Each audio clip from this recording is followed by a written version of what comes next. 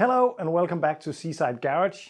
I think it's about time to do a project update video. It is August the 14th. We are having a heat wave in Denmark at the moment and I'm struggling to get any work done because it's too exhausting. So I'm just taking it easy.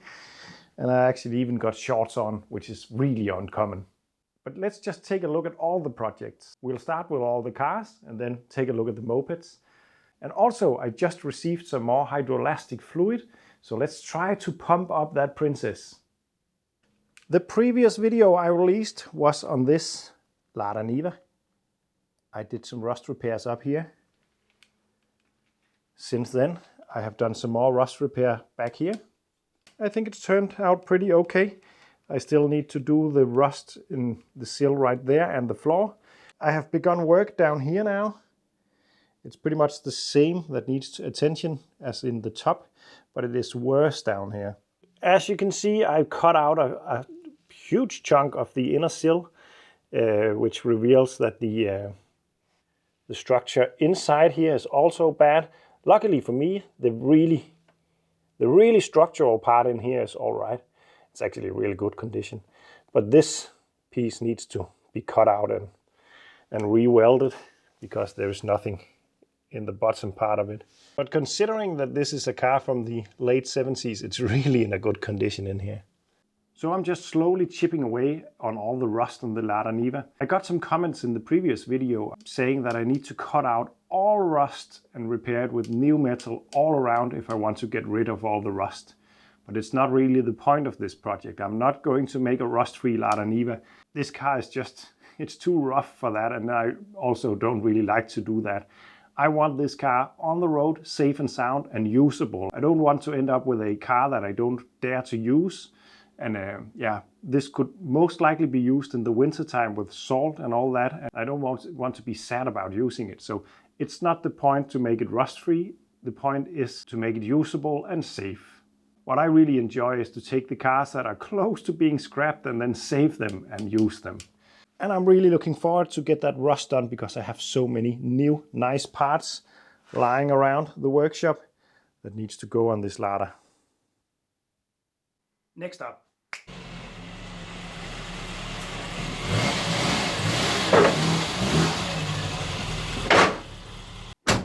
The Metro. Remember I did some work to the rear subframe, pumped up the suspension. It is still holding pressure. It needs a little bit more because I had a leak after the video that was just a matter of tightening up a bolt. Now it's all right and it has been leak free for several weeks, maybe even months. Either way, it is now working. So I just need to pump it up a bit and then get going with the rest of the rust. But talking about the rust, I need to make a huge thank you to M.A.D Ford Engineering. The guy is called Mick and he seems to be a really nice bloke. He got a YouTube channel and a Twitch channel and a garage doing some really interesting stuff. I would really suggest to check him out. There is a link in the description. He sent me some panels for this car that he had lying around. Another thing he sent me was this, which is such a cool little item. This is a Corgi toy Metro from his own childhood, actually. I'm really honored to receive this. And it is looking a lot better than mine. It's really in a brilliant condition. Austin Mini Metro 1.3. Oh, mine is just a 1.1 or 1.0 actually. It's a Surf Edition. Thank you so much for this and thank you for the panels. It's gonna make a huge difference. And as you can see, this is the problem area at the moment. And now I have an entire new sill that I could attach.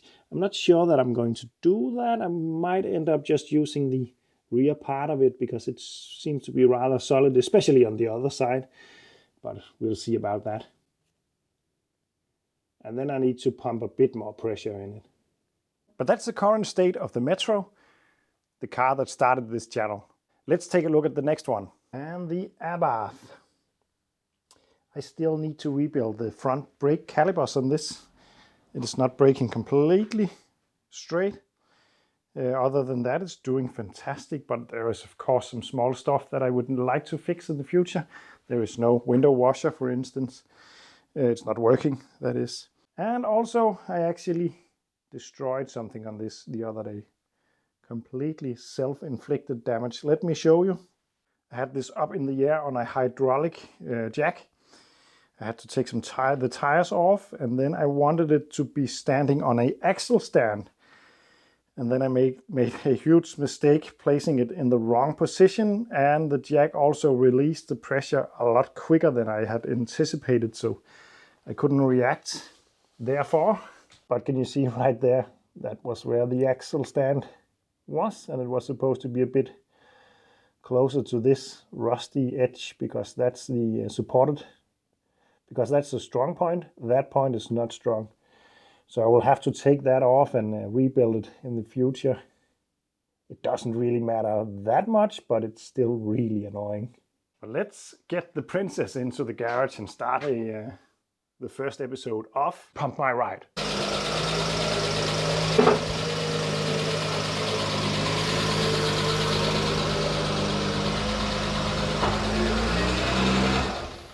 So yeah, the princess. As you can see, it's still high on this side, and of course it's still low on the other side because we didn't pump up that side. But it is holding pressure. It seems to work.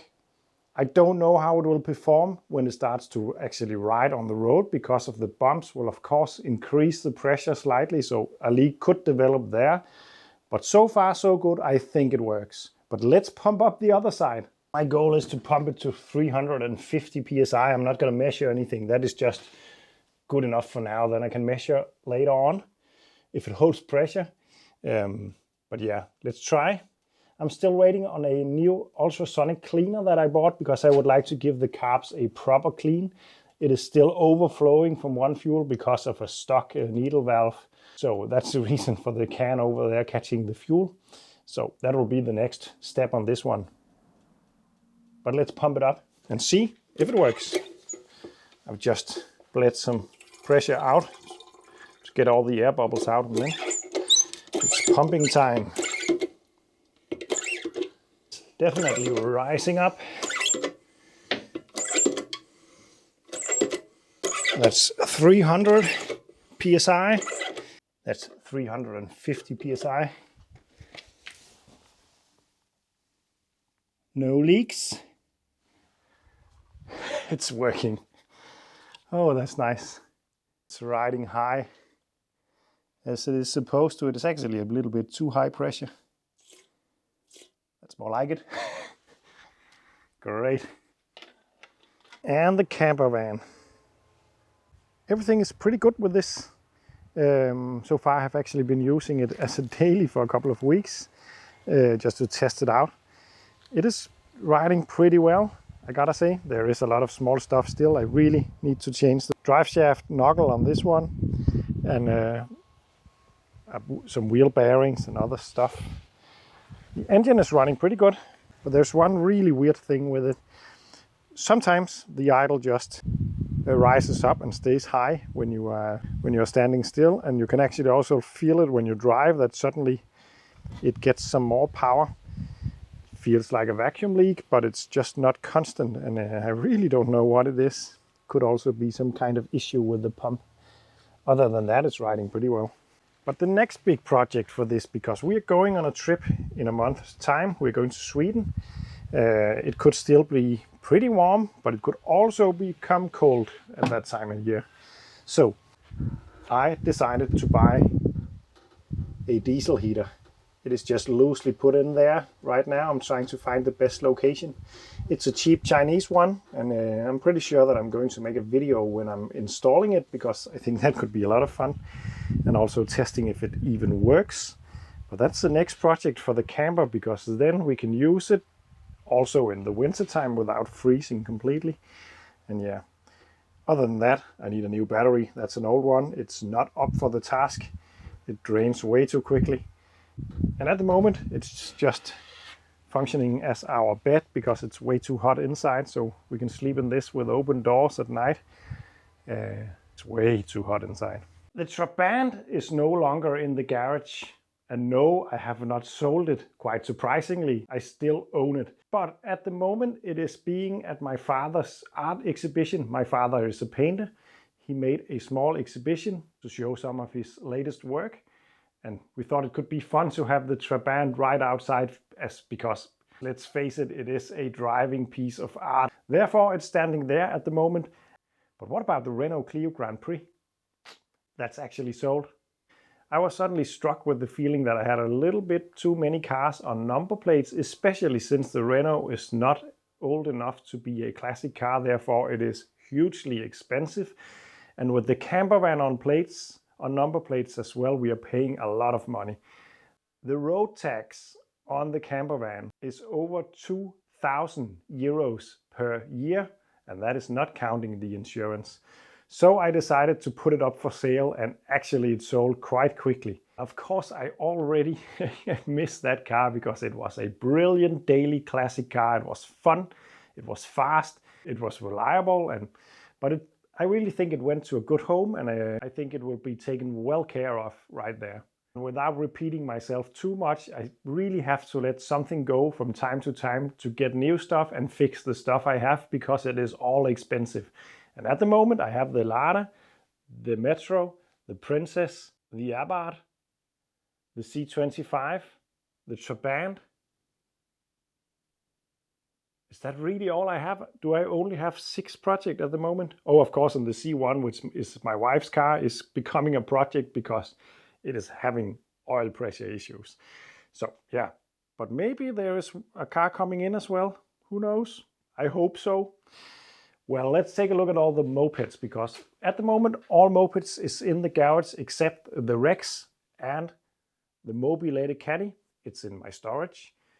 There's nothing much new to say about the mopeds. The Velo Solex 2200 is standing right over there with the tuning kit.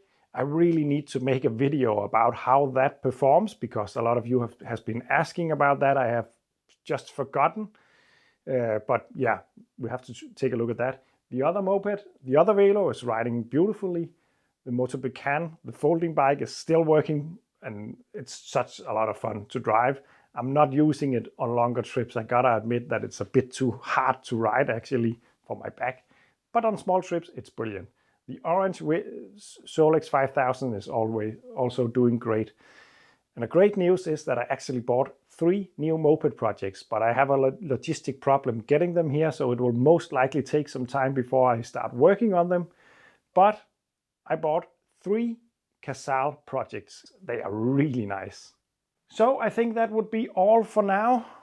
I think I remembered all cars. Anyway, thank you for watching. I will continue doing some rust work on the Lada. I would like to get that finished soon so I can start working on all the other stuff. It's not that exciting to make videos on the rust repairs, I think. I will just soldier through that and then continue on that. Anyway, I just wanted to show you the current state of affairs in the garage. Thank you for watching, and see you in the next one.